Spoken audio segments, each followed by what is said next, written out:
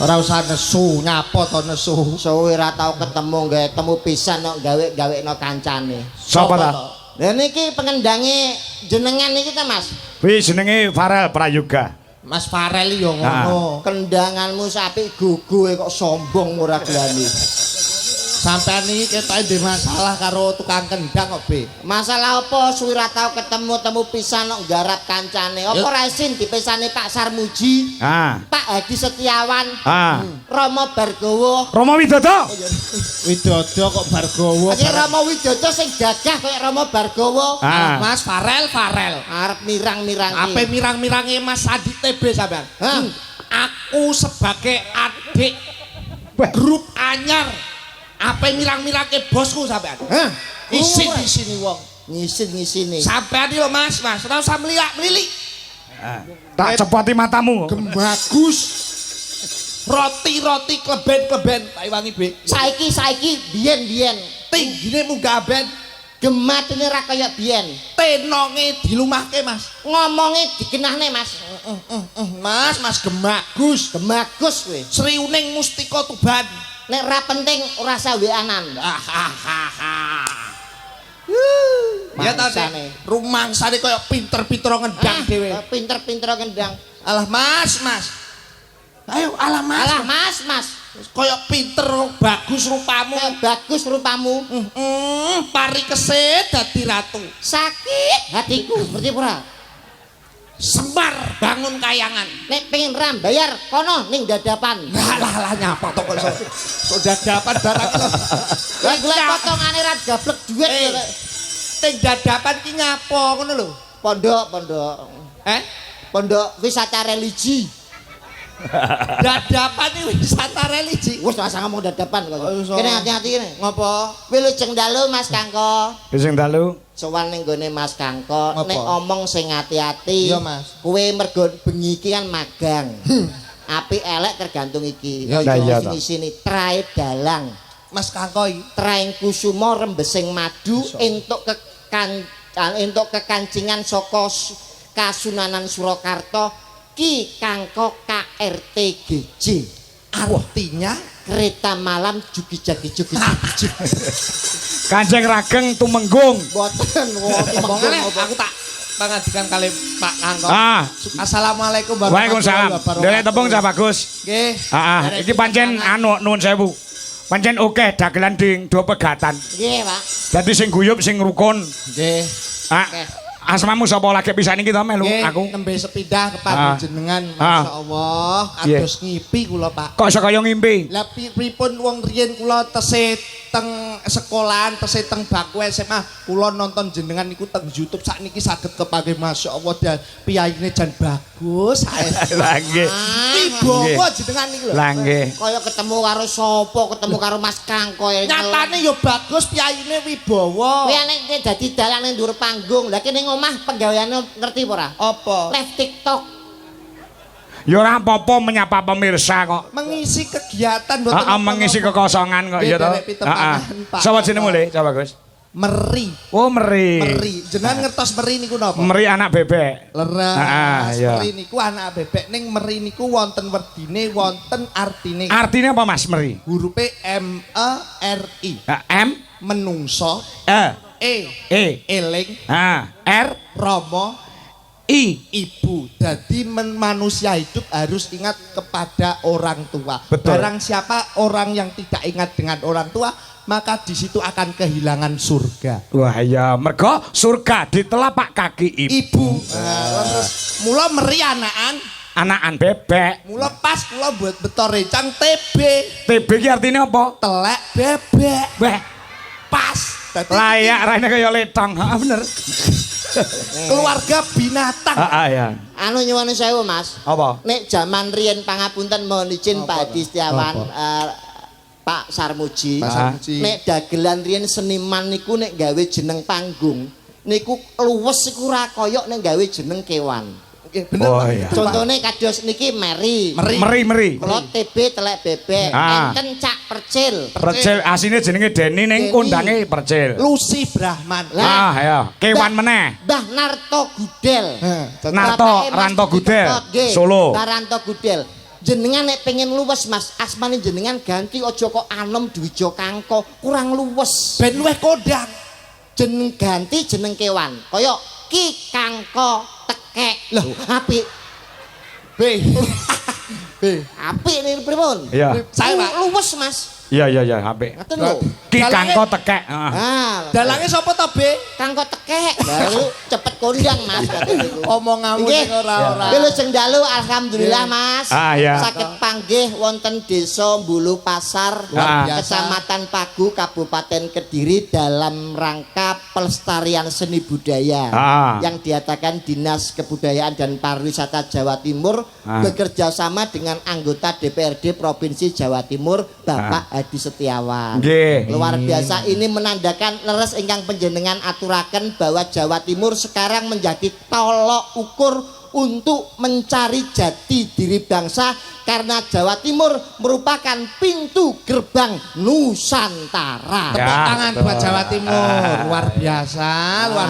Dalu menika dirawuhi para pepunden-pepunden yang luar biasa. Pasar Muji Mas, doangu mboten Sekjen Golkar, Pak Adi Setiawan, Bapak seniman Kediri Mas. Sapa? Pak Adi Setiawan. Oh, nggih, aku wis kenal wis suwe kok. Saestu nek ditangisi Pak niku nyuwun wayangan. Oh, kono wayangan. Lho, sing dilalah niku lho Mas. Geni panggonan sing didamel gelar acara ngaten iki. Teng desa sing wis suwi nek bersih desa ora tahu wayangan. Oh iya. Ngendi to? Bu nyuwun sewu Mbulu Pasar niki sering wayangan mboten Pak Bu? Lah, ini artinya apa? Bahwa mengedepankan wayang kulit itu Sunan Giri sing anggit penuh dengan tatanan, tuntunan, mawi tatanan, memberikan contoh yang baik. Insya Allah dengan hari ini wayang kulit berada di lapangan Desa Mbulu Pasar, bersih desa, dan acara PHBN yang akan datang Mbulu Pasar gelar wayang kulit. Pertanyaane B, sing nanggap sapa? Rakyate kon urunan. Sampean kok bingung sing ora apa-apa, semua demi kesenangan dan hiburan masyarakat. Betul. Alhamdulillah kula teng main teng Mbulu Pasar iki ana senenge ana susahe Mas. Senenge apa? Ning kene iki kon seneng-seneng aja nganti susah mergo piyai sing rawuh padha kepengin bungah nggih to Mas. Betul. Ngono. Senenge kan saged silaturahmi kali Pak Adi Setiawan, Pak Sarmuji, warga masyarakat Mbulu Pasar. Lah susahe bingung golek nggon nguyuh. Lha kok iso? Lapangan sakmene arep kuyuh ning ndi ramene ragani. Niki lho, sindene jenengan sing kurang ajar. Ngapa? Mayang nguyuh ning goreng guri truk iki suarane masyaallah ngageti wong Mas. Mayang bocah cilik pipis plek iki koyo nyeluk kancane nek pipis. Piye? Aku pas liwat ki sapa nyelak-nyeluk kok. Lah pancen ning lapangan nyados saka kamar mandi kok. Kuwi nek mayang. Sing kebangetan garwane jenengan. Buduwi to? Buduwi ku ya ampun piye. Pipise kaya wong nyigar keramik piye. Begitu mek tek cecet terus diangkat. Alah kowe raro kowe ngonangi mayang karo buduwi. Aku lho Mas Kangko. Apa? B ngonangi buke iki lho. Burini. Burini. Nyapa? Bareng tak iku kok ya kaya sinden sing anu pun sepo burini tak tutuke buri. Warunge pojokan kok langsung piyok. Ora iku jane ngendhok apa pipis. Warung tamu. Mboten niki namung Gojek.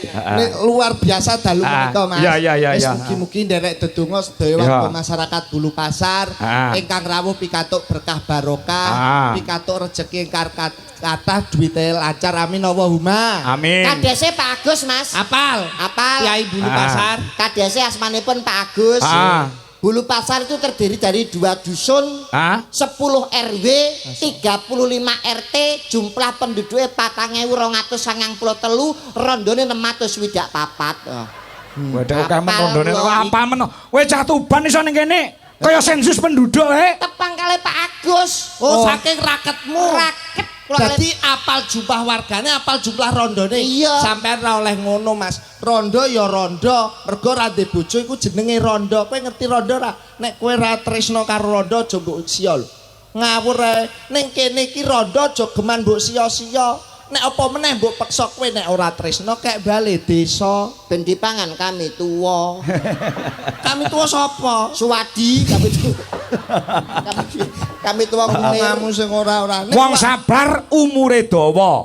Insyaallah warga masyarakat Bulu Pasar kabeh pinaringan bagya mulya. Ngono. Amin. Parian. Aja kalah karo Pak Sarmuji. Pak Sarmuji parian lho mau. Kula ki saged. Heeh, kowe iso? Saged. Gage parian sing apik. Numpak dokar nggawa cengkeh. Heeh. Muga-muga wong sak Bulu Pasar duwite akeh. Amin, amin. Kae. Ngono. Pentol korek ya. Manggerian. Jenengan mau pariane napa?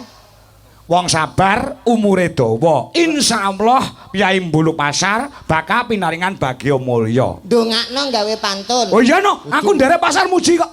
Nyuwun sewu ngaten iki bener napa salah? Ya bener. Sing ngomong bener sapa? Ingsun. Jenengan nate ngertos para kiai alim ulama sanjang teng santrine, "Le kowe nek ndongakno gawe pantun." Enten mboten?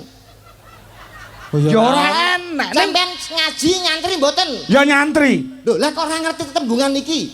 Piye ta? Nek jenengan nyuwun sewu ndongakno gawe pantun, malaikat nyatete bingung. Lah dalah. Kok iso bingung dasare? Lho, nyuwun sewu saiki nek kabeh ndonga gawe pantun. Jenengan ngerti wong salat teng masjid, imam napa ora bingung? Kok iso? Lho, pas salat Allahu Akbar, gawe pantun to. Budal sekolah mangan es krim, bismillahirrahmanirrahim. Main dadu tengah alas, kul a'udzu birabbinas. Lho iki salat bare jam pira? Masyaallah. Sapa sing ngomong bener sapa? Tanggung jawab jenengan. Keweprok godho malaikat. Malaikat to iso ngeprok Sleru donga niku bloko suta mawon, penonton paham bisa ditangkap masuknya. Malaikat nyatete ra bingung. Ya wis aku sing donga nek ngono nek kon biasa. Iya. Muga-muga sedaya warga masyarakat Bulu Pasar panenane kathah melimpah tur turah-turah amin Allahumma. Amin. Dongane niku ngaten niku. To the point. Langsung to the point. Mula dalu menika dirawuhi penggede-penggede yang luar biasa. Betul. Dirawuhi Pak Sarmuji, Pak Hadi menika adalah contoh pemimpin yang mengedepankan seni budaya. Barang siapa pemimpin yang mengedepankan seni budaya, insya Allah akan amanah tur barokah. Amin Allahumma. Amin. Kula wonten Pak peribahasa. Peribahasa mengatakan dari Bapak Pendidikan Nasional. Bung Tomo. Oh salah. Tatahi saja. Dalang ki piye dalang? Yo saya pasar besi aduh isin aku. Isin. Pak, dalang kondang kok. Bapak pendidikan kok Bung Tomo buku apa lho? Aku sak jeplake kok. Bung Tomo niku pahlawan nasional. Iya. Bapak Pendidikan Nasional kuwi lek mboten kletu Ki Hajar Dewantara. Wah sampean ki taket Ki Hajar Dewantara kuwi duwe adik jenenge Bung Tomo.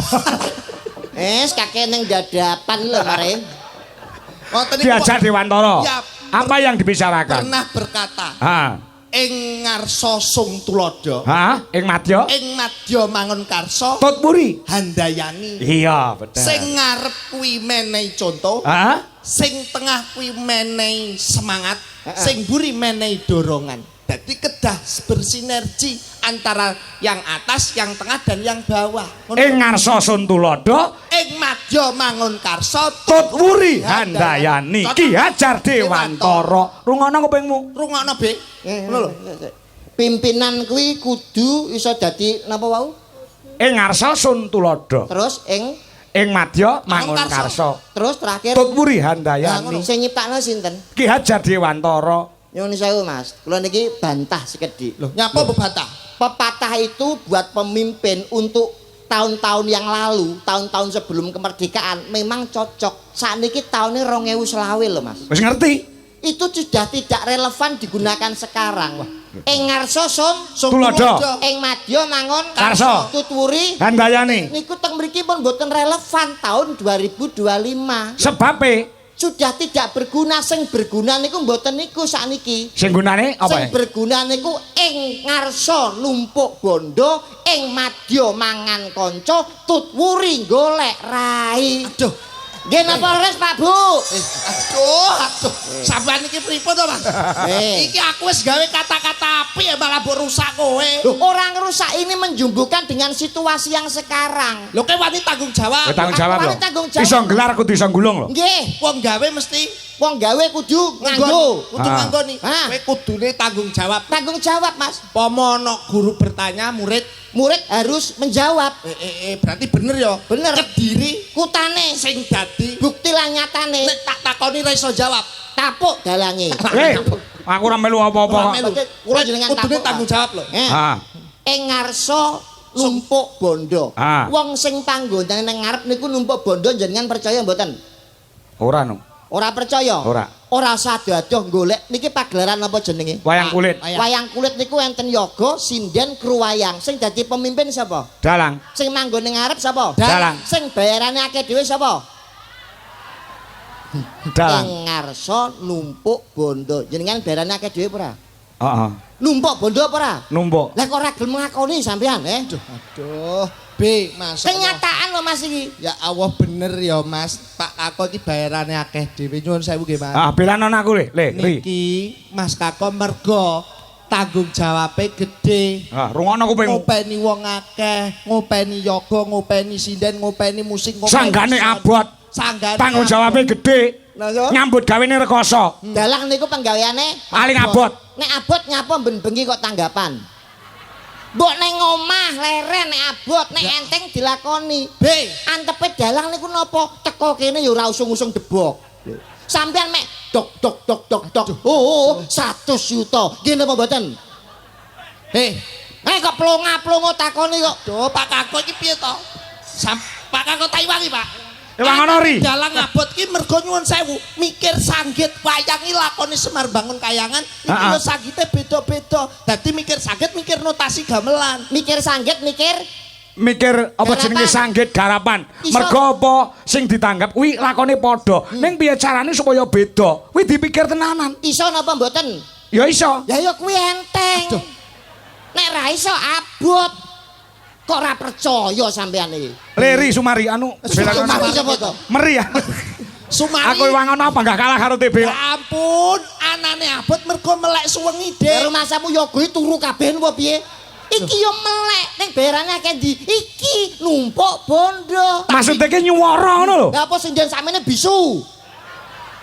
Pak B, pun jenengan ngakoni mboten nek ing ngarsa numpuk bondo ngakoni mboten? Nek ora ngakoni jenengan bengi iki blonjone ijolan karo sing meking 300.000 gelem apa moh? Gak. Lah nek ngono ngakoni nggih. Ya ngakoni. Ing ngarsa numpuk bondo. Ah ngono wae lho kok ket mau brengel-yelan. Walah dalang kalah dagelan iki rugi. Mri tinimbang sampean bayaran 300. Ya. Wis ora apa-apa aku. Ing madya mangan kanca. Lah niki sing bayar. Lah kok iso bayar? Ana wong niku sing apik kali jenengan, tapi mawa pamrih.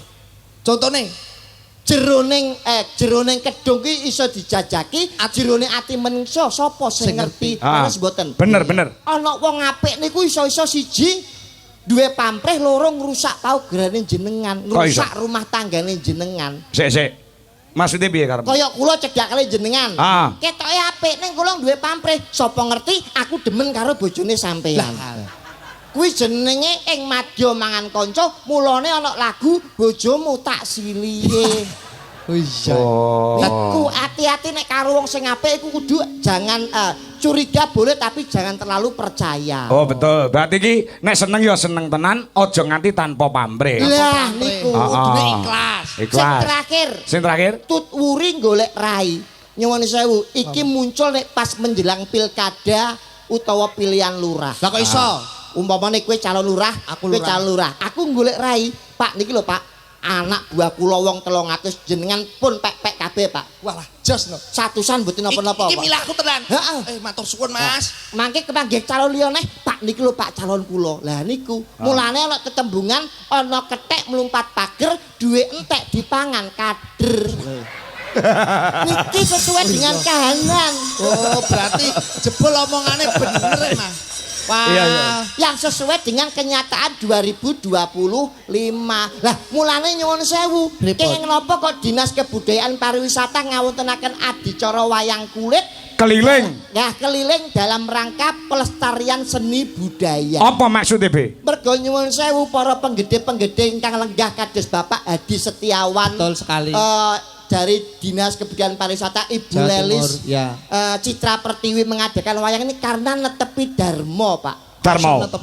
Ora lali marang tinggalane leluhur. Contone. Nyuwun sewu. Tiang menika diwenangake urip teng alam donya. Iku pun gadah takdir. Oh ya. Kreteking ati ora bakal bisa ngalahno garising Gusti, budidayane menungso ora mungkin ngalahno panguwasaning sing kuwasa. Walah, kok dhuwur men Bre ilmu. Mulane wong urip niku kudu golek jatining diri, eling malangsangkan paraning bumadi kiblat papat lima pancer. Pandhawa pancer. Jangkrik iki aku dalang wis suwe lho, Le. Lah iki tongamu kiblat papat 5 pancer. Pancer niki Pandhawa, Indonesia Pandhawa, Pancasila. Kok pancer? Sampeyan banter salah. Peh aku nek bener itu bengi iki. Mulane teng alam donya niku sapa sing nandur bakale ngunduh. Tumindak kudu sing ati-ati. Iya no. Becik ketitik ala ketara, sapa sing miwiti ala ing kono besok bakale sirna. Sirah ngelu. Wah, sampeyan jamu kasepuan ndeledek kabeh to Pak sampeyan iki. Be, rene ndile tak griaji.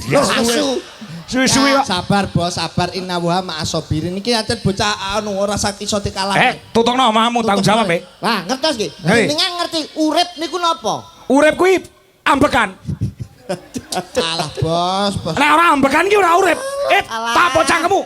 Tenan wi. Pak Hadi Setiawan salah golek dalang bengi iki. Cah TK yo ngerti nek urip kuwi ambekan, kuwi pasal kuwi sampe guyu lho. Cangkeme kangko sampe ngomong ngono lho. Wis tak omong iki realita lho. Nggih jenengan niku dalang lho, dalang niku modal piwulang menehi petunjuk utawa unen-unen Jawa sing miguna tumrap masyarakat. Urip kok ambekan. Urip itu dari lahir dari seorang perutnya ibu akhirnya menjadi bayi. Alah kesuwen niku iku. Ngene urip ki iso obah. Kleru Pak, nek jenengan pengen ngerti urip ngaji, nate ngaji mboten? Nate. Alibata ana pira? Alibata ana 30. Loh. Ngono kok jere ngaji. Lah piye to? Alibata ana pira? 30. Telu. Lho kok iso 3? Alibata. Loh, lah sak jim kakok. Sing takok sak jim kakok sapa? Jangkrik. Oh, berarti alibata tok to. Paham mboten? Sik. Hubungane apa karo urip kuwi mau? Enten hubungane nek jenengan ngaji lewat huruf hijaiyah, alif fathah a, alif kasra i, alif dhamma u. Unine a i u. Karo urip hubungane. A I U nek diwalik U I A U I A U I. Ora tau ngaji marahe gak ngerti. Lah kok tekan lagu to sampean? Alif fathah A, alif kasra I, alif dhamma u. Nek diwaca A I U. artinya aku iki urip. Masyaallah. Iso plong-plongo mesti pinter tentang huruf hijaiyah to, Be? Lagi U I A wis uyu. Ora lho hubungane urip karo alif fathah, alif kasra. Alif fathah, alif kasra, I, alif dhamma u. Wacane napa? A I U. Niku singkatan yang artinya A niku aku, I ku iki, U urip. Aku iki urip. Lah. Paham ora? Paham. Dicatet ora paham dicatet. Ngono. Catet to, Pak. Guban goro-goro. Sampeyan ketane bes kapan kerisan tapi lolok. Isin karo pasar muji ya. Dalang mbok lolak-lolokno lho. Masalah agama, Mas. Oh iya. Urip niku asale saka sapa? Saka Gusti Allah. Halah kemeruh sampeyan. Dari bapak dan ibu. Urip kuwi asale saka bak fatkabah, bak kasrobi, bak domabu. Diwaca babibu. Tegese babibu. Bapak rabi ibu. Oh iya. Cocok. Ora. Ikrok loro dilawan. Berarti urip iki saka Bak Fatkah, Bak Kasrobi, Bak Domah, Bu, Babi, Bu, Bapak, Rabi, Ibu. Oh, lah urutane wong urip piye? Urutane wong urip ku diwiwiti saka kapan nganti kapan? Saka lahir. Amene jane ngomong ngopo ta ketol jan iki? Kok ngomong apa iki? Blas. Enten dasare urip iku diwiwiti saka tak fatkata, tak kasroti, tak domatu. Artine tak titu balita nganti tuwa. Itu yang dinamakan siklus kehidupan sing dijenengo urip. Dadi wong urip wajibe kudu golek gendaan. dirungokne tenan ya ampun. Wong urip wajibe golek kebajikan. Fastabiqul khairat. Berlomba-lomba dalam mencari kebajikan. Wah, sampean tajak ngomong agama plonga-plongo. Loh, sampean nyek Pak Kakko iki wah turunane sesepuh yang luar biasa lho. Omong ngono ri. Nggih dalang kondang pencipta lagu kondang. Kiai. Ustad. Penceramah. Kok sampean nyek plonga-plongo? Aja kok ngandalno bapake nyuwun sewu. Apa mesti nek anak bapake kiai, anake kiai? Ya saurane kates ki ceblok ora adoh saka wite. Ngono. Loh, ora iso dipangan kire. Tetep ado. Kacang iki ora ninggal ajaran. Alah kacang polong, kacang polo. Oh iya. Terus karemu piye? Terus mesti nyuwun sewu lho, Pak ngaten lho. Jeneng awake dhewe ku sesuai dengan dawuh panjenengan. Napa? Awake dhewe iki iso sukses karena tirakate wong tuwa. Kados panjenengane Bapak Hadi Setiawan yang lenggah sebagai anggota DPRD Provinsi Komisi B. Iki pahala sudah memberikan banyak sekali rezeki. UMKM berjalan dengan pesat, perekonomian di Bulu Pasar niki maju. Oh iya. Mergo tirakate wong tuwa iso sukses. Lah semanten ugi lak ya kaya Mas Kangko to, Mas. Bapake sukses, kula turun ning anak-anake ya sukses. Dengan kali kula padha. Pak kula niku lek tirakat niku walah Pak, kula nyuwun sewu, Mas. Apa? Oleh tirakat niku direwangi topo pendem wiwit taun 2015 nganti saiki rong metu, Mas. Mas, tenan Mas. Pon bapakmu wis ora ana lho. Bapakmu wis mati, clok-clok. Lho kuwi mati to? Mati ya topo pendem. Kowe goblok to iki. Ora telepon aku. Ora telepon. Piang boro ki anak lek wong tuwa wis sedo, ki dikunjungi utawa didongakne, dikirimi donga supaya wong tuwa penak ning kono. Kowe tau apa? Ziarah ning makane wong tuamu. Empun to. Hah? Tahu piye? Ngapa? Malah tahu kleru lho, Pak. Sini wong. Kleru piye to, Ri? Lah niki lak kuburane niki bapake lak pelawak gundul sing Sandirono. Aja ngomong gundul Rama Widodo ya gundul. Kok dianggep Pakku. Pakmu lak gundul to. Wis ninggal. Ini kuburane Sandirono. Kowe nyapa kok nyekarmu ning kene? Kamangka iki kuburane Siti. Goblok. Ora nyekar ning kene kok nyekar gone Siti. Lho set kok goblok ning nyekarku jam pira? Jam 5 sore. Anane jam 5 sore aku nyekar ning Pakku tapi sing tak sekar kok Siti. Mergo ning jam 5 sore bapakku dolan ning Siti. Sampeyan nyrahati jadwale lho kok kelana goblok niku. Pakmu dolan gone Siti. Ning Siti. Lah pakmu karo Siti pernah apane? Gendakane Mas.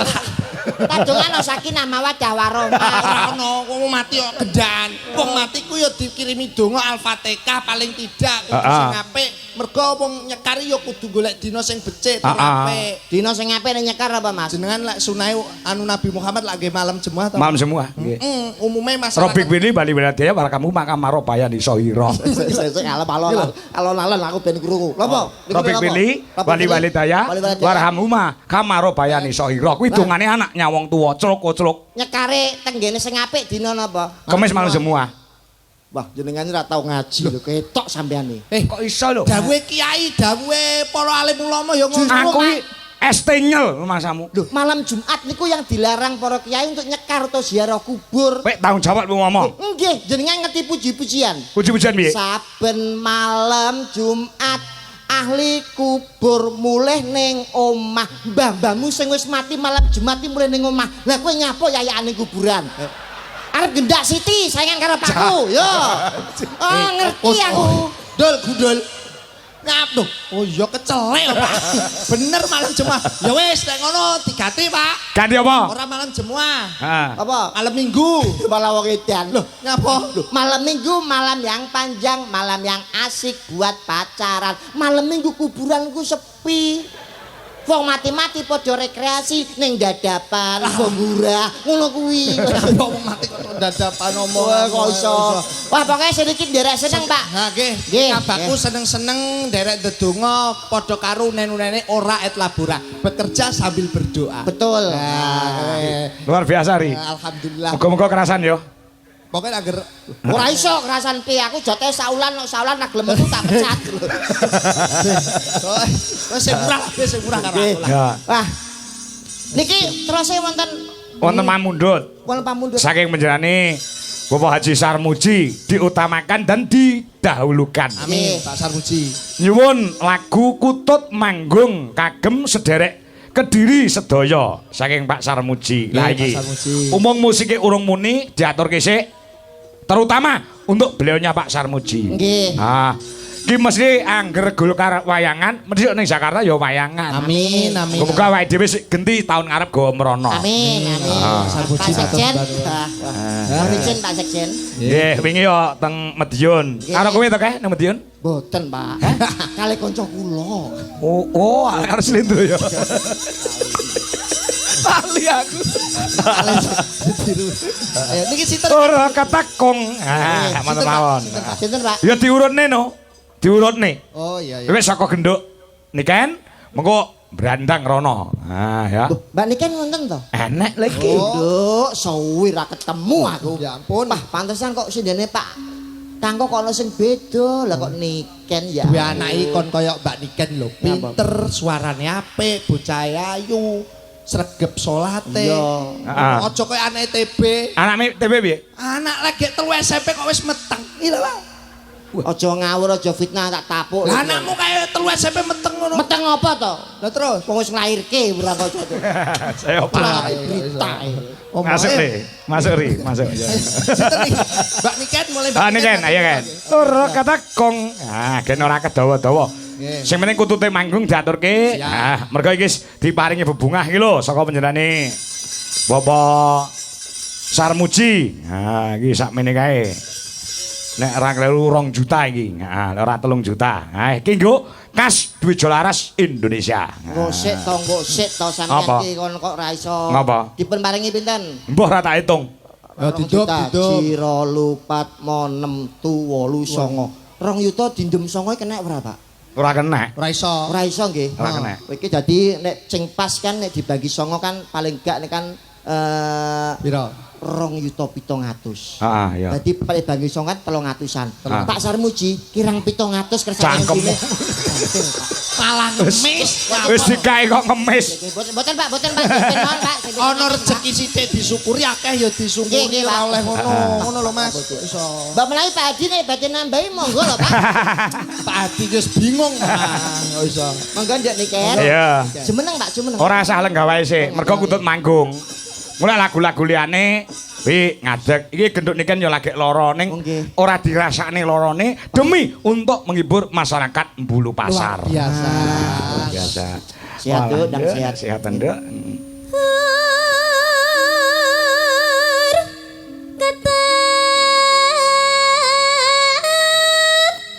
Kempule Gok. Meneh Gok. Meneh Gok. Ya.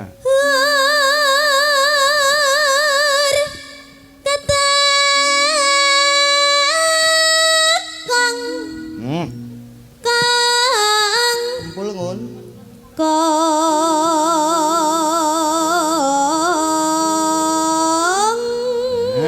Ya. Luar biasa. Bi. Dalem. Anakmu apa duwe anak ngene iki ngono piye? Pah, kula nek ndek anak Niken niku beja-bejane wong tuwa sing iso nyuwargane wong tuwa nggih niki, Pak. Kok iso? Ayem delok anake sukses, karirnya sukses, ya cuma kuwi. Apa? Percintaannya ya gak sukses. Oh masih dalam pendidikan kok. Pendidikan itu ora perlu mikir percintaan ya kan? Sing penting karir yang tinggi, wong nyatane karirnya sudah menjadi orang nomor 1 di Indonesia. Mboten kula tangkuti Pak Nyun sewu nduk niken. Umpama sampeyan golek jodoh mau niki umpama lho ya. Upama seniman golek bojo sapa nduk? Dagelan, yoga utawa dalang. MC manten utawa dalang. Tukang saran. Iki lho. Pilihannya itu yoga sing jelas. Ayo arep ngopo? Ora apa-apa. Lah kowe ngopo? Arep bagusi dagelan. Lho mboten nek pancen pilihane saran iki tak ya dia. apa to? Ngono ben pilih-pilihane dhewe. Lek seniman ki ya mesine sing iso kabeh. Amin. Ya iso ndalang, iso ngendang, iso nyaron, iso gendir. Oh, aku. Walah. Kowe dalang ora pecos iso sing ora-ora. Ora. Cita-cita ki oleh. Boleh. Cita-cita ki oleh, tapi jodoh itu di tangan Tuhan. Betul. Nggih. Betul, Pak. Berkarir yang setinggi langit dulu. Betul. Perkara engko jodoh ki nek sing ngatur kita. Leres, Pak. Lah iya. Nduk kan terus Den. Lara wae suarane kaya ngono ndak lek waras. Iya. Mangga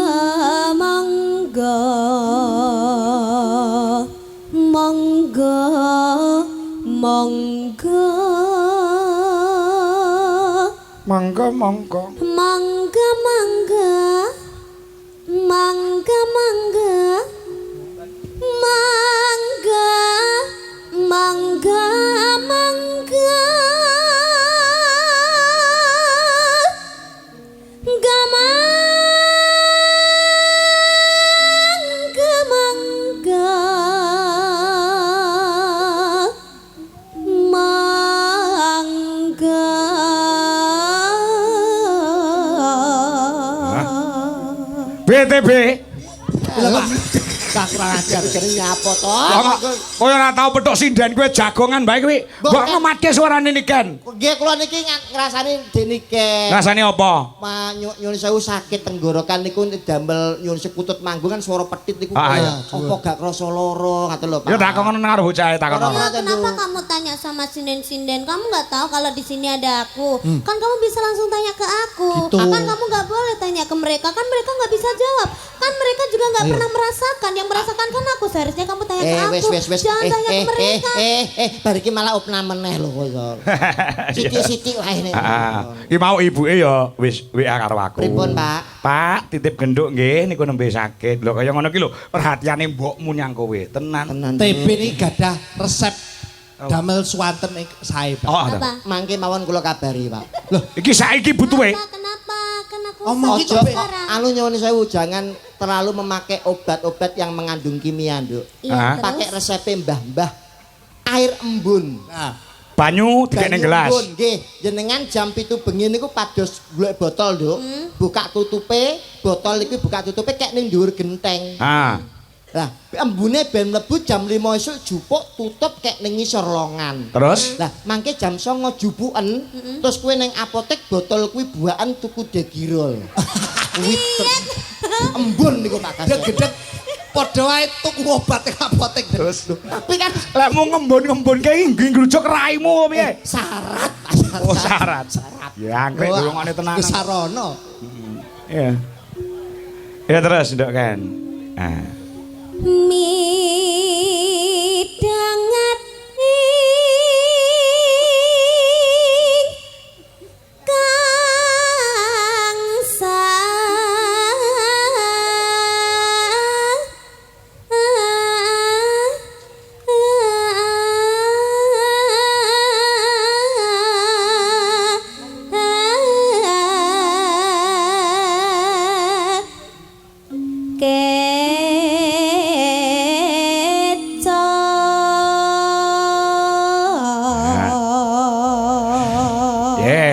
Iki mau saking tresnane para penggemar-penggemar Niken Salindri. Wingi Mbak Tari saka Hongkong nek luar negeri nek ora Taiwan, kuwi transfer aku 400.000. Terus Mbak April saka Malang kuwi transfer aku 500.000 sebanyak 900.000 untuk diberikan kepada niken kelawan Ardi. Ah wis tak wenek Ardi, lah engko nek ngedum piye ora entuk tukaran. Ngono. Ya wis tak kene aku sebagai jembatani Pak, menyalurkan. Lan terima kasih untuk Mbak April memberikan jarik untuk teman-teman Dwi Jolaras Indonesia, jarik anyar kabeh. Sinten? Mbak April. Wih, hebat. Dagelan ora, Pak? Ora klebu grup, Pak. Lho, kowe tak grup apa piye? Lho, purun to. Lah kon harian to niki menan. Terima kasih Mbak April iki jarike padha kabeh sing dienggo kanca-kanca. Rezeki Pak nggih. Rezeki. Pasar Muji, matur sembah nuwun. Apane? Lho, tak ilingno mbok menawa lali ngono. Ngopo? Lho, mbok menawa ora maringi tak ilingno matur sembah nuwun, Pak. Nek tak ilingno. Nggih jarik ngono to. Nggih. Pasar Muji matur sembah nuwun. Minjing Pak nggih. Alah. Op. Iya ndek terus. Ya. Pramitra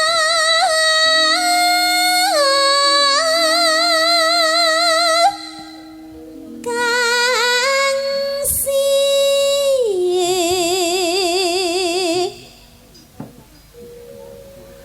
Mulya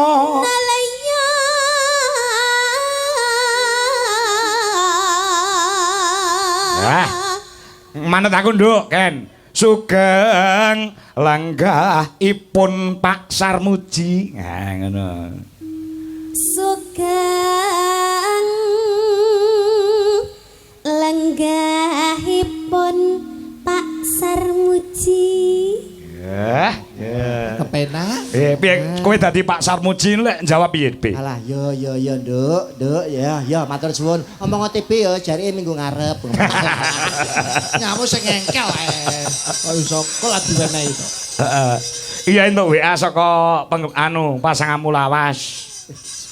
Ayo Pak, diumpani terus ke TB. Nah, Pak Yogi Bagong.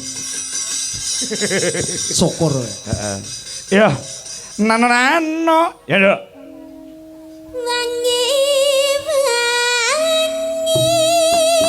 ialah bapak kotat manggung jaluk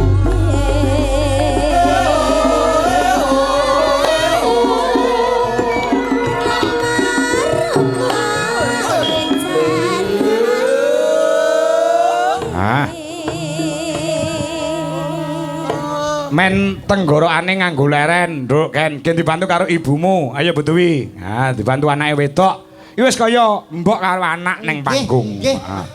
Mergo cilikane Niken iki ya klebu sing ngempit-ngempit ki ya Butuwi. Aku barang ya melu ngempit-ngempit. Melu mengenalkan teng wayang lho Mas ngempitin. Ora, ya wis dheke kondang ora mergo dalang kangkong ki ora. Wis kondang mergo ya pancen talentane luar biasa. Kebisane apa-apa iso. Tur disurung karo dongane wong tuane. Dadine mumbul kaya ngene iki. Nyatane hasilnya berkualitas. Heeh. Dadi dalang-dalang ora usah ngaku-ngaku ngempit-ngempit Niken Salindri iki kondang dengan sendirinya. Nggih. Ayo Butuwi. Mangga Butuwi. Ayo. Sing bareng ngempit aku. Ayo. Ya.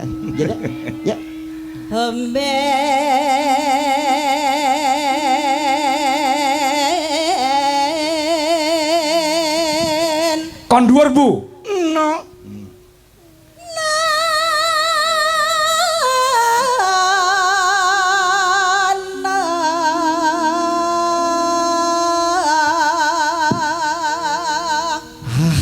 Iki nom-nomane niku luar biasa talentanya. Wah, pemenang lomba Sinden Idol Pak nggih. Sapa? Budi.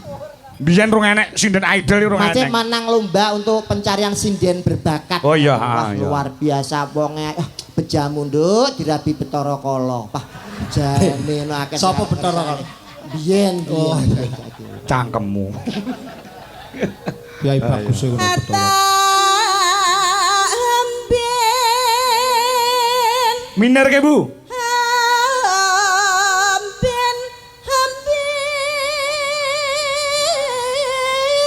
Hamben nana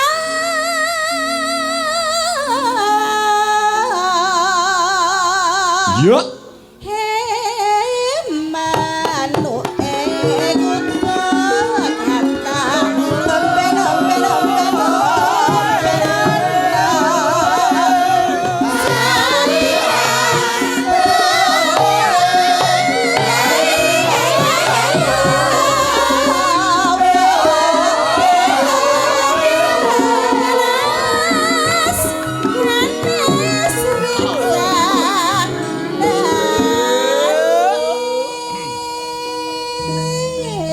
Ya.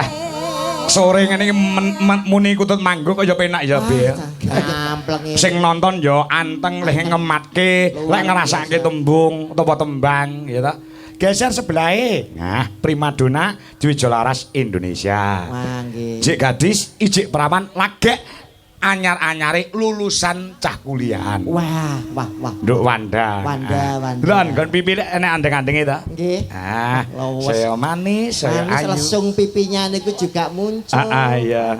Nembe lulus ta, Pak? Nah, lagi wae lulus. Kuliah Gelarin apa? SSN, sarjana seni. Oh, meh ora unda-undi karo bojo kula. Lah bojomu? Kula bojoku niku SPD MMD, Pak. Wah, sarjana pendidikan magister manajemen. Sapa sing ngomong? Lah kok SPD MMD niku sekolah pedodel mergo meteng dhisik, Pak. Dadi pacaran 2 tahun bojoku meteng. Beda karo bojomu. Tak kira lek SK sarjana karaoke. Ayo Nduk Wanda. Ya, iki. Pakan. Ya. Pakan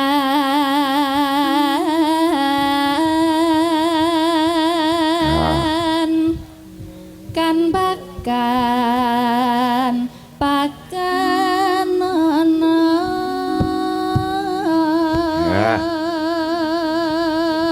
Kan pakan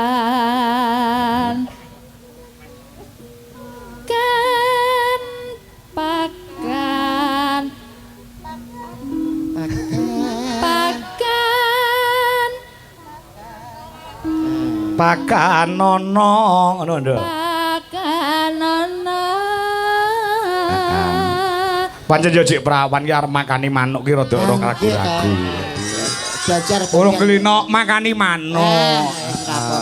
Ora apa-apa.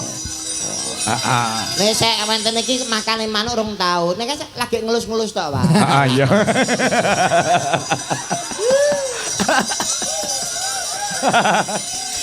Lah ya. Ya Dok. Ya, terusno. Manuk kuwi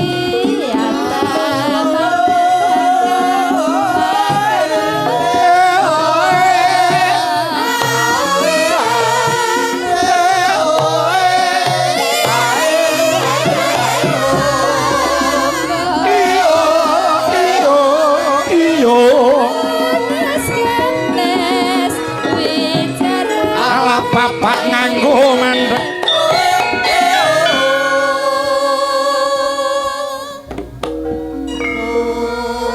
Ayo sebelahe. Geser. Iya. Luar biasa iki yo. Apa primadona Dwijo Laras Indonesia. Wah, nggih. Mbak Mayang Anjarsari saka Bluro Mas TB. Nggih. Menika tasih SMP, Mas. Nggih. Napa niku, Pak? SMP napa? Sampun manak pindho dadi Oh. wis doboli wingi. Pak iya sekermu kena nduk kete. Padahal cilik lho. Kita lek jek cilik ngono ya. Nggih, ora ketok ora mawaki belas lho. Heeh. Batese prawan ngoten. Lah iya. Nduk, kulino makane manuk to. Heeh. Iki genah bakoh iki tukang makani kok. Nggih. Delok cara jeluke mik wis ngawaten iki gegem lho gitu. Apa beda ta, Be? Benten apa? Oh, bedane lek mayang kuwi gegem. Gegem nek saya perawan nyuwun sewu nek mik ngaten iki. Oh, lek iki mau mayakan sapa jenenge? Wanda ki mau. Wanda ngaten nek niki ngaten. Dan nek burine niki benten. Bedane? Ada jekelem. Nyapa ngono? Ora kuat bener. Gableh ngomonganmu sing ora-ora. Buri. Ayo, Mai. Mayang Anjarsari. Nah. Hah? Nanong. Ya. Ya. Witing klapa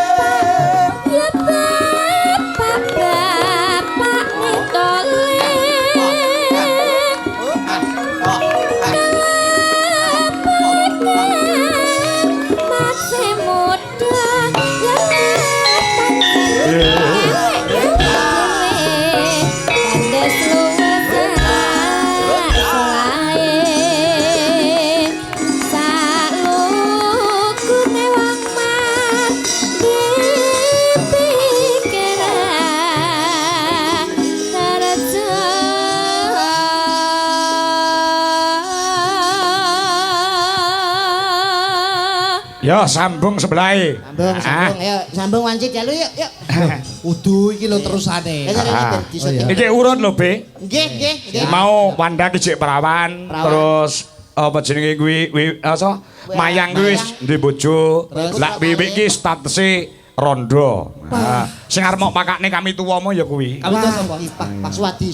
Sapa sing arep ngekek bali desa ke sapa? Ora. Nek mulai legan diaturi tindak teng bali desa. Kon ngapa? Alah teng mriku nggih tahlil kan mboten apa-apa lho. Wis nggih tahlil. Kaya apa ya silaturahmi kok iso. Aja kek bali desa, kek nggon yoga wentek kok. Walah, bulu iki sindian tambul. Wah. Alah. Keparat kuwi. Timbang nganggur, Mas. Ha iya. Ya, dintekne Wi. Ayo Wi. Wah Wi, ya. Bos. Wi. Wi. Sita ora? Sita. Oh, gitu. Ya. Bajutke kuda nyungklang saramban, ya. Duh lae wong bagus.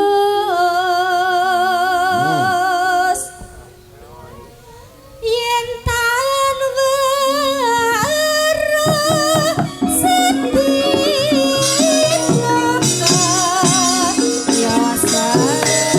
ngaturi tindake panjenengane Bapak Sarmuji.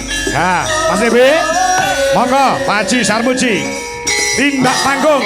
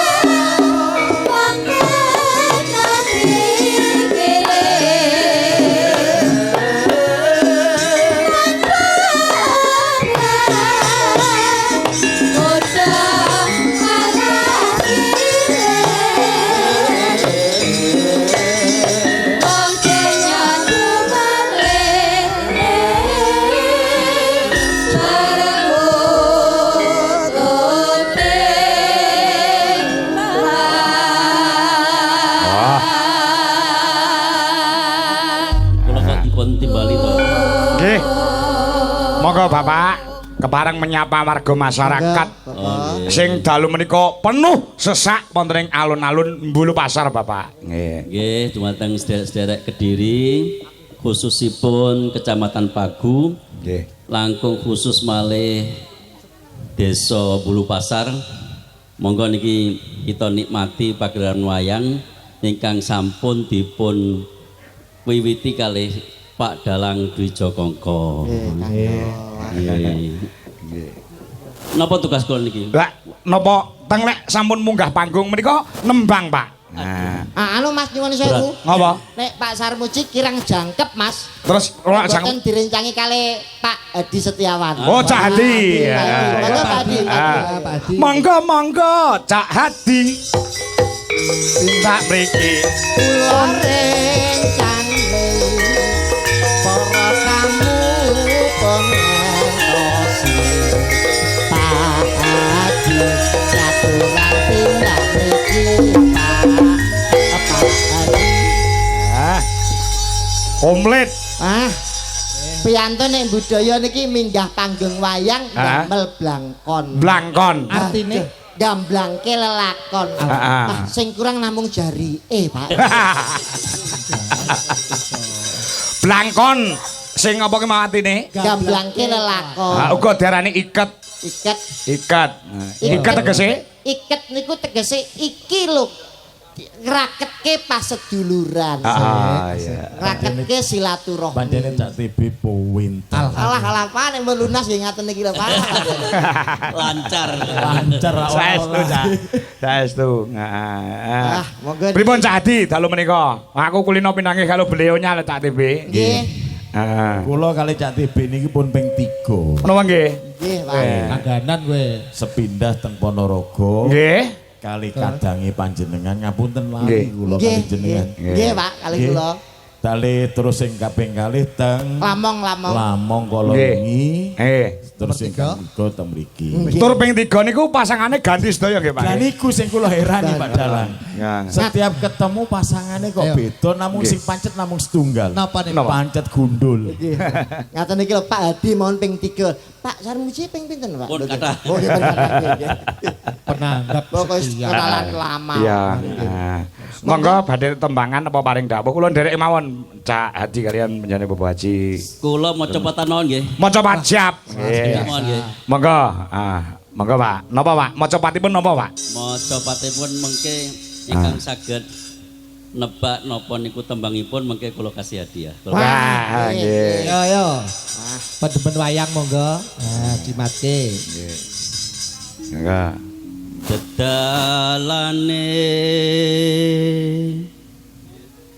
guna lawan sekti kudu andap asor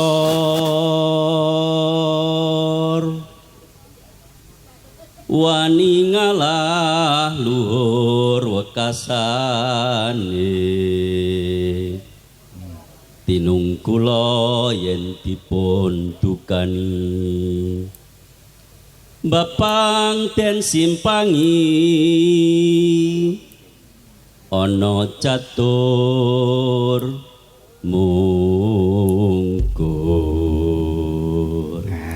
Babile wonten warga Pagun apa desa mriki ingkang saged bedhek. Monggo sing saged jawab tembang napa? Angsal hadiah. Bang apa Bi? Oh niku monggo.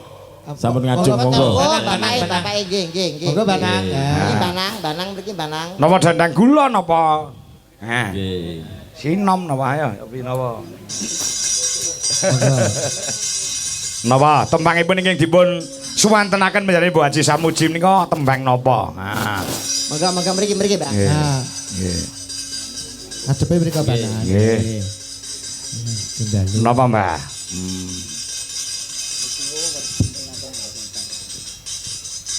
Napa niku tembang napa Mbah? Tembangnya napa niku Mbah?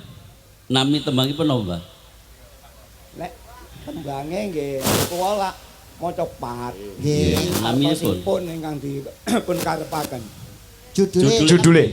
Mecopat kan kathah termasuk tembange napa ngaten Mbah? Oh, Sinom napa pangkur napa mijil napa anggara ngorong pucung. Ojo. Pucung. Laras mboten Pak Ji? Panjenengan kang saged semerep. Salah. Salah terus itu. Salah? Nggih. Wonten sing saged monggo. Niki. Mijil. Mijil. Niki. Monggo. Kula paringi niki. Oh alah tukang son. Alah. Umbene melu wayangan. Mboten merjine to, Pak. Mboten tembangipun Mbah. Pangapuntene ingkang agung. Nggih. Kula pikir artose. Oh, nggih. Wes alhamdulillah. Nggih Mbah, matur sembah nuwun. Wah.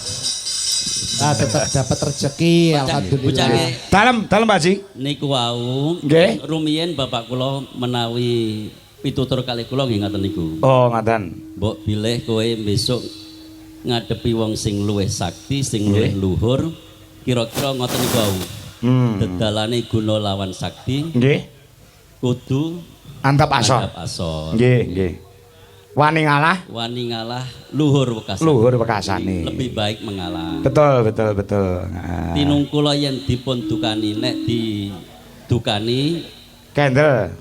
Nggih. Ana catur mungkur nek ana omongan sing ora penak diungkuri mawon. Nggih. Niku menawi tiang alit. Nggo. Pitutur kangge tiang ageng nggih wonten. Napa niku Pak Ji? Pak. Kinten-kinten wonten. Mengke sinten ingkang saged nebak niku tembang napa mengke kula paringi hadiah. Oke. Siap nggih. Siap. Ayo perhatikan.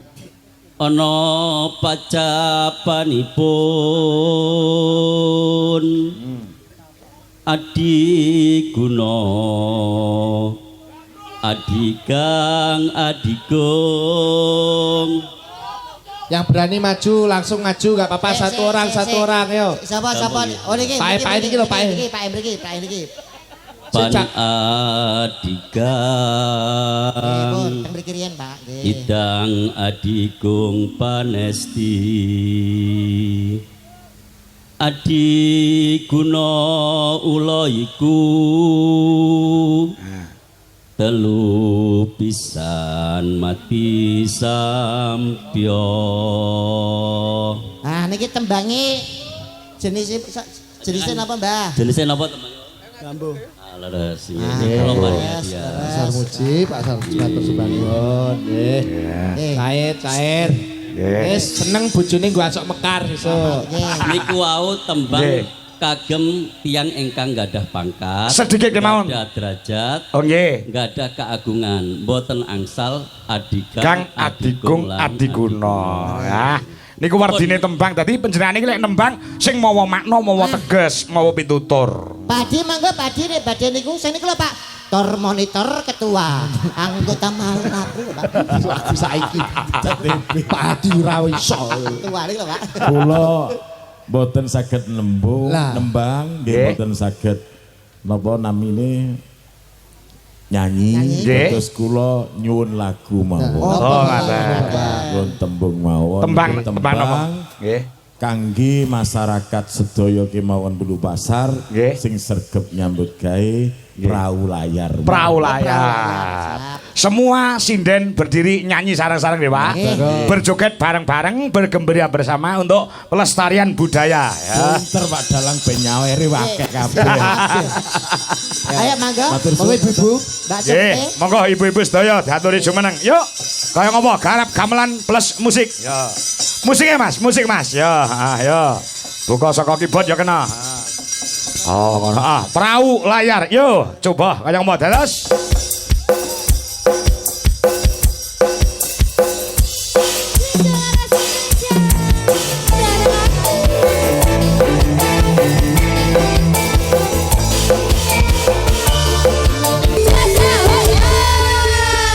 Ya, luar biasa. Ya. Pamundhut pirang-pirang Mas TB. Nggih, monggo Pak. Iki muga-muga iso minangkani sedaya wadene. Mangke wonten kakiranganipun wonten ing wanci gara-gara. Siap. Assalamualaikum Pak Kangko. Nggih. Halo Pak Kangko, aku pun. Nggih, bilujeng dalu bucange saha Mbak Yuli Mbuk.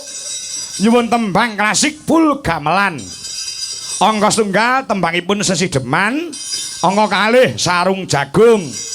Saking Pak RT 11 nggih Njoho Sumberjo Utara SLG atas nama Trisno Suryo Widodo nggih. Siap. Ugi menika tasih wonten Mas TB. Monggo. Nah, iki saka penggemar lawas. Saka Kediri ya kuwi KPK Pare Kediri.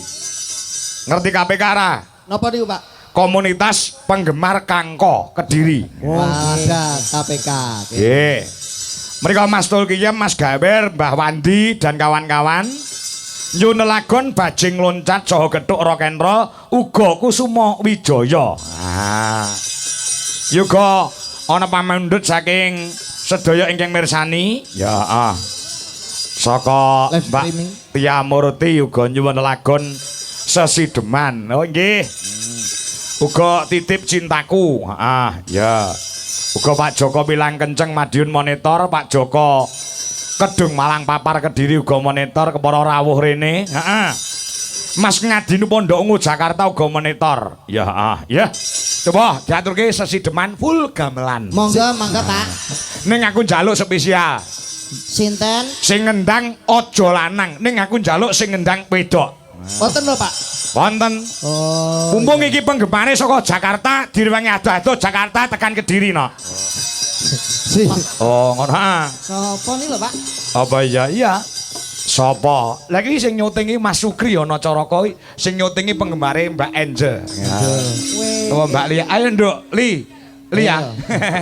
Mencalon ngen kendang, Nduk. Jan multi talenta, Pak. Heeh. Saged bonang, saged iso ngendang. Gender iso. Gender sak. Genderane we merah putih kok. Wijo laras sih kena tolok ukur rawitan Amin. nyacat kualat maju plunga-plungu Hati-hati ya. Ya. Sing mau sing orang nembang anu Wanda. Nah, ayo coba. Ayo, Wan. Mbak Wanda. Ayo. Angel wiwitan nih. Niki Mbak Angel nggih. Tesih sekolah ta, Pak? Wah, niku nembe STS itu apa isi Surakarta semester 7. Sudah mau ujian itu. Jan berpendidikan sedaya nggih, Pak. Ya. Sukses. Ayo Be, bawa nang Be. Lho, wiwitane. Kula. Ya. Karena digandrung kuwi. Walah. Ning aja digandring. Mboten digandring ya pedhot ya. Toplakan ngono kae lho, Bet. Wiwitane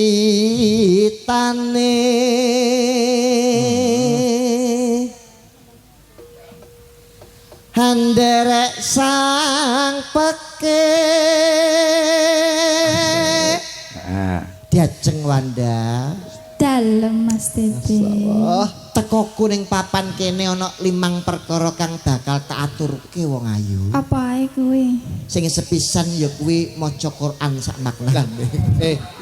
Iku apa iso tombo ati. Tembak.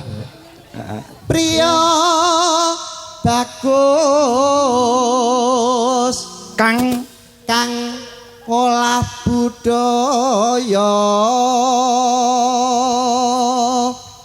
sowan menyang kutha gedhe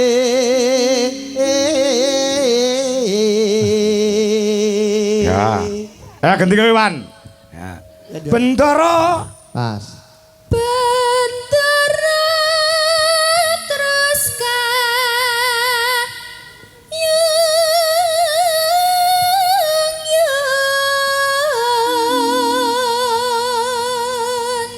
selendang kuning ya. Selendang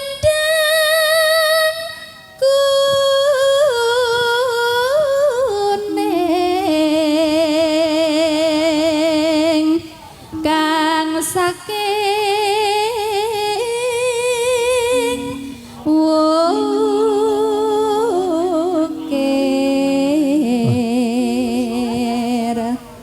Suara kurang pramana ning wasesa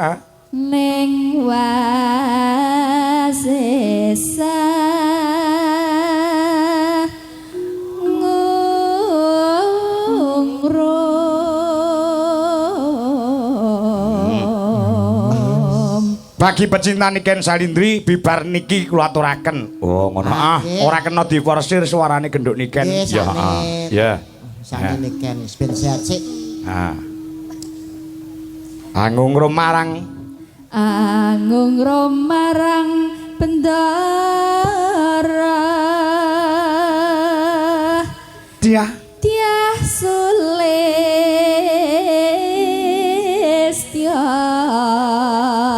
pijer ngincangake Taman Kendang Duk. Ya, Duk Angelia. Yuk, semangat untuk AM Angel Mania Indonesia yang berada di panggung Dwi Laras Indonesia. Ya. Terus tresno sesideman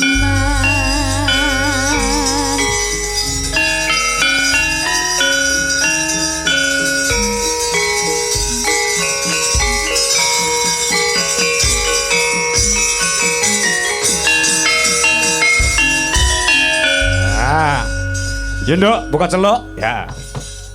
Luwe becik patenana timbang bepisahan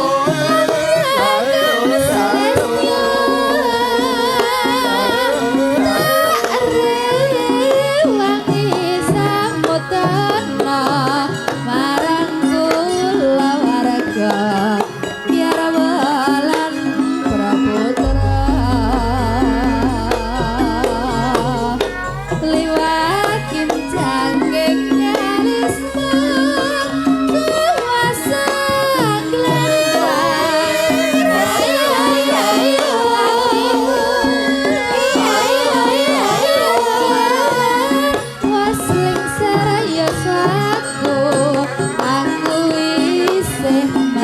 mampu ngladeni salahmu mongko kowe bocah gunung ya yong nadyan bocah gunung katukan rimbo jiwa ragaku tak kurang kahormatan ambarang rubah ngarepi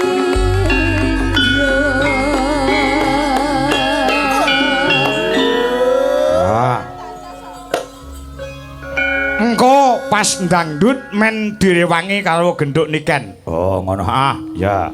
Luwe ya terus. Urip luwe becik urip. Kota gede. Kowe tak tukake.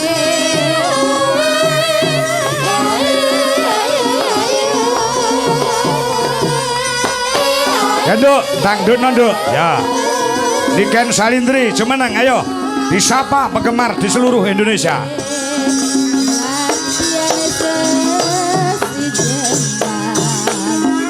Tuh.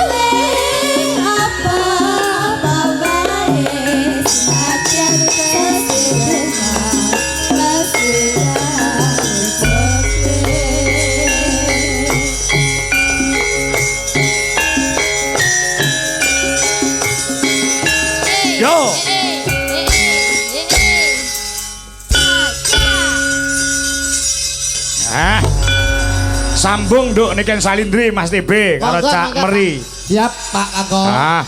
Wonten pamundutan napa? Menika Kusuma Wijaya sing disuwun. Kusuma Wijaya bajing loncat getok ya Pak. Getok. Kenapa kita nggak kasih yang ranca-ranca aja Pak? Apa? Kita kasih yang ranca-ranca aja. Contohnya apa Nduk? Getok, getok. Oh getok? Iya. Rock and roll Wani? Iya. Kuat. Hati-hati loh. Telaknya? Iya kuat. Telaknya aman? Iya iya iya. Telaknya itu bahasa mana? Tenggorok. Kita di bawah saja. Oke. Di atas itu kurang bergairah. Oh iya. Hati-hati Nduk. Saya kulina di bawah. Besok langsung kemana Nduk Cahayu? Banyuwangi Pak. Banyuwangi. Waduh. Habis ini Pak. Jadi si ini turun langsung Banyuwangi. Ini turun langsung Banyuwangi Pak. Masya Allah. Kula nggih nderekne Pak. Kowe ning Banyuwangi ngopo? Dagel. Derekne panjenengan ngantos mangke. Oh iya. Derek melu nih. Tak kira melok aku, terus aku kaget. Ketok ya Mbak Niken? Ya, kamu siapa sih? Meri Meri dulu. Meri anak bebek. Kamu rumahnya mana? Tuban. Oh Tuban. Oh, kok tak kira kamu itu Kediri soalnya ada tetanggaku yang mirip sama kamu Salim. Nggih, rai pasaran ya ngono kuwi lho. Piye? Lagi munggah aku diarani Gus Idam ya. Ki mau malah harus diarani koyo Pak Igit. Toh, mirip Tapi pasaran. Versi muda. Ya. Ora. Sasa kakak ngomong Git. Ayo nembak Git. Meneng Git iku Git. Bagus sih we Git. Gus Idam. Gedhe Dak ya, hati-hati ya, dijaga suarane lho. Kamu ngancani di sini ya. Oke, siap. Tidak memaksa kamu lho, Nduk. Aku mesane lan iman karo suaramu kuat ya. Sudah Pak, tenang saja. Oke. Aman? Aman. Oke. Kalau enak kuat takut sunjungan ya. Iya, wis.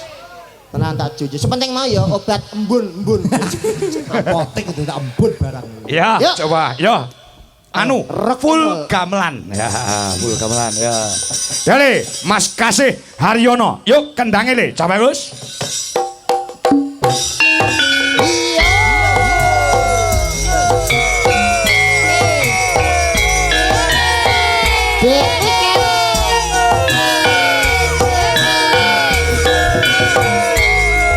Nat ora pas lo kibonmu apa. Ora pas.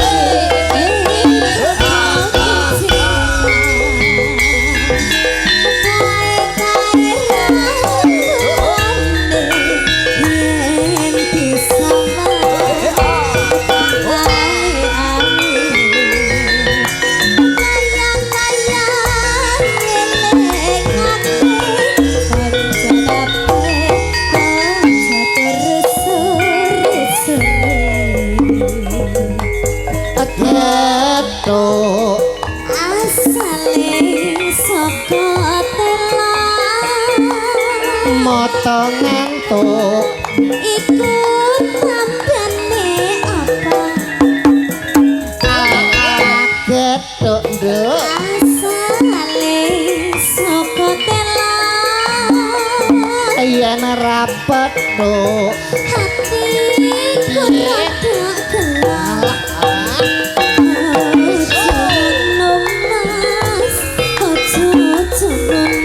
yang kedua awak kata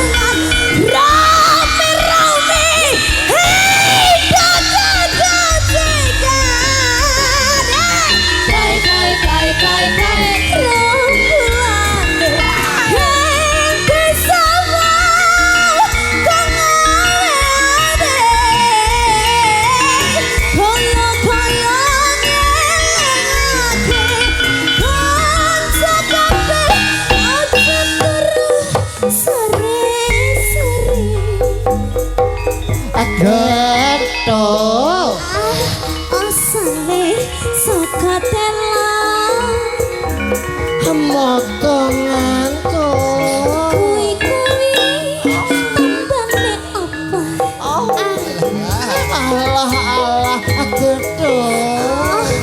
asale suka telam yen rapet hatiku hati gelap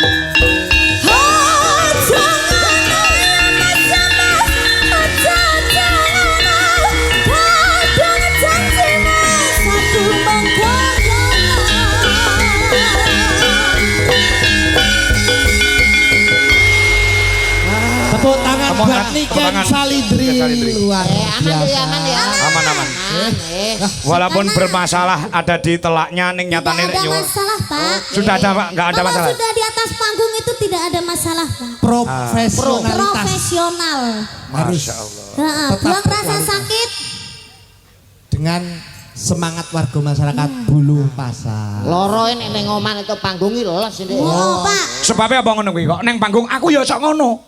Aku neng ngisor ki rada masukan bareng munggah panggung ngadep tebak ngisor bencong. Kuwi langsung mari. Karena itulah yang dinamakan jiwa seni, Pak. Lah, niku Pak. Masih ora dibayar ki ning nek awake dhewe ki wong seni, Pak. Kali ki adewe bungah, Pak. Profesional. Masih wi mau apa jenenge wis lunas ya, Pak ya. Tapi kita menjalankan kewajiban dia panggah profesional. Ngono lho, Pak. Oh iya. Itulah yang dinamakan seni, Pak. Seni itu mahal. Oh, seni. Iya. Itu mahal. Iya. Es. Opone. Tegelane ora tak garis. Lah saiki tak wenehi kamar dikan, merdika. Kowe arep nembang dhewe monggo, arep duit monggo, arep nyanyi dangdut monggo, campur sari monggo, gamelan yo monggo. Enek pamundhut iki. Nah, ana sing nyuwun bajing loncat. Nah, iki mau Kusuma Wijaya. Arep ngatur ki apa, Nduk? Tak wenehi kemerdekaan nggo kowe, Nduk. Nah, ngono. Oke. Apa? Apa? Gerajakan Banyuwangi. Oh, Oke, Bapak. Gubuk Asmara, bajing loncat. Ada dia yang minta bermonitor ketua. Anggota mau lapor ketua. Kondisi lagi gacor ketua. Pak Tanggo minta dicor ketua. Oh dicor barang. Piye to maksudmu iki? Apa ndak iki? Oke. Ya. Kusuma Wijaya ya, Pak. Kusuma Wijaya. Permintaan tadi ada. Tadi ada yang minta jaranan juga, Pak. Oke, siap. Ada yang minta bajing loncat juga. Bingung sekarang udah jam 2 soalnya, Pak. Jam 1. Kok jamu disien men. Gobrok. Ayo nganggo musik Mas Joro. Lagune Kusuma Wijaya gamelan plus musiknya Indonesia. Nah, ayo.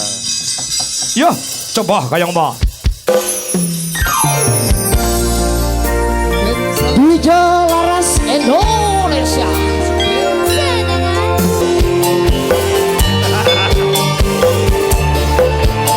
Isane yo mung ngawak yo.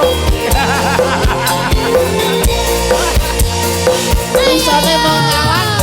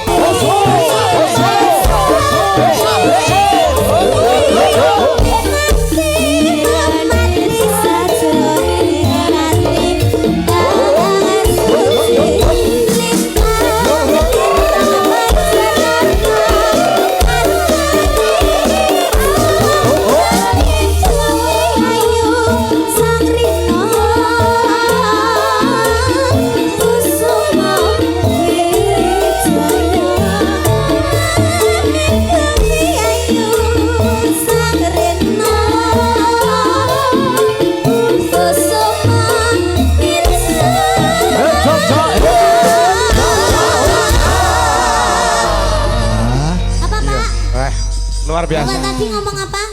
Isane mung nyawang. Ora ya? Ya, Pak. Ora. Sing penting aku krungu adik wis sehat aku wis marem.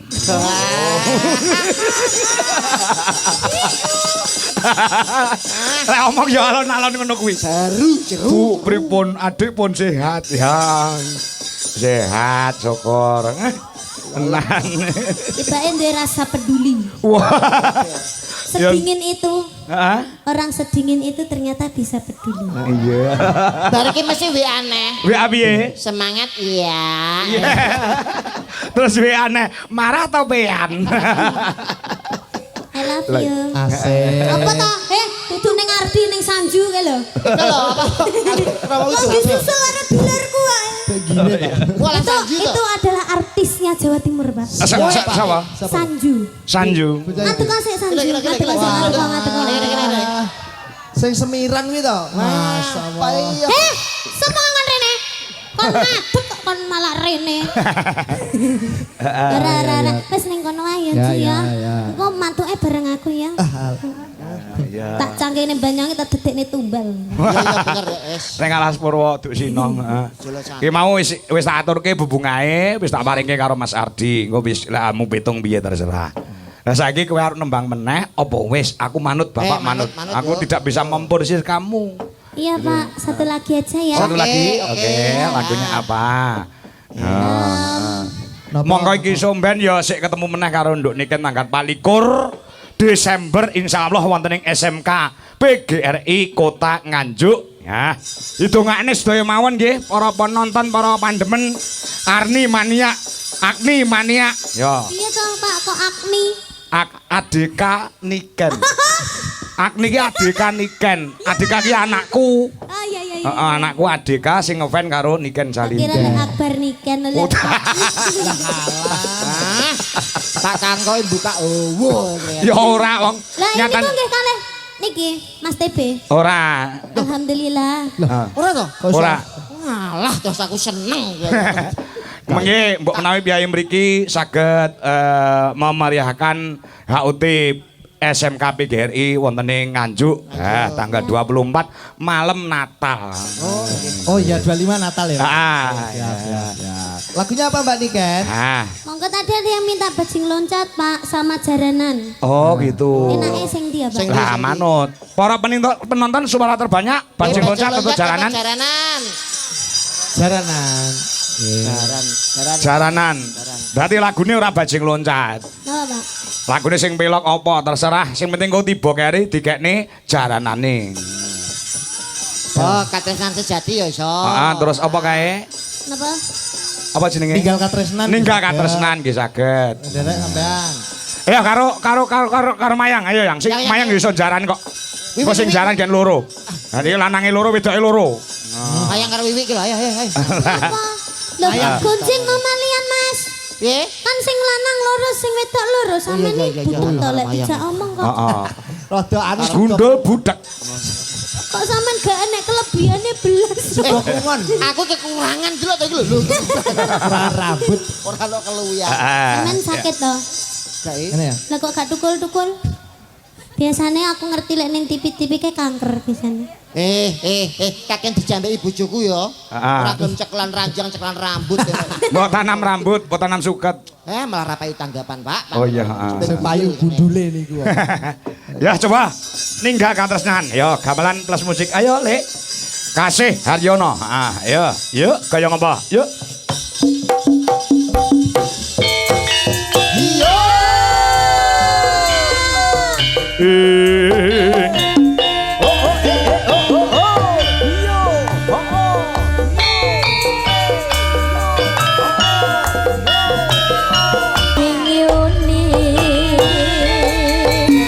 Paksi, lene jaran peceng le.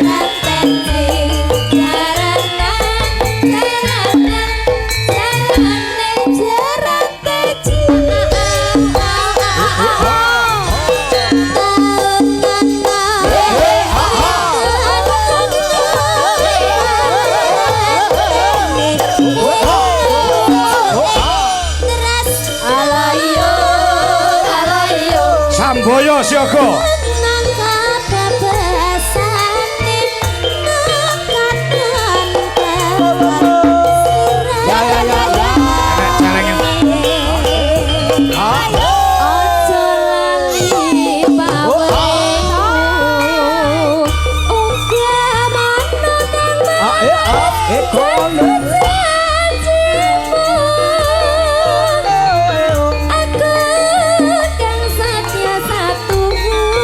Yo. Ya.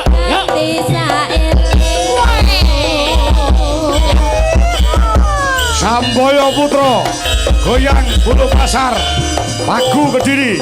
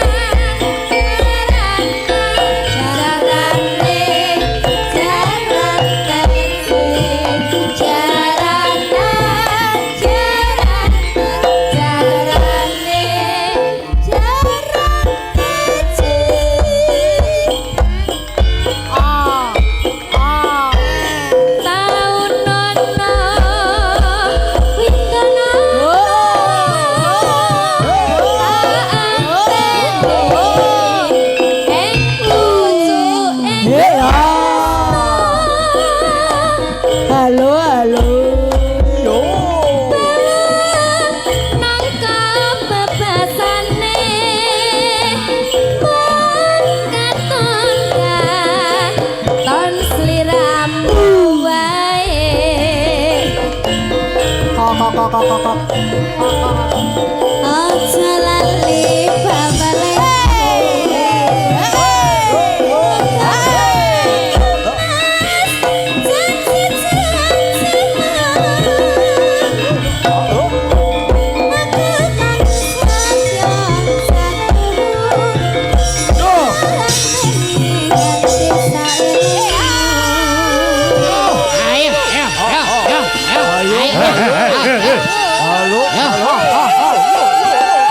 Sebelah nih. Yo.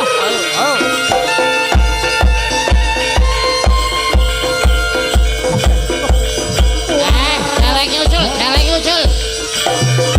Halo. Yo.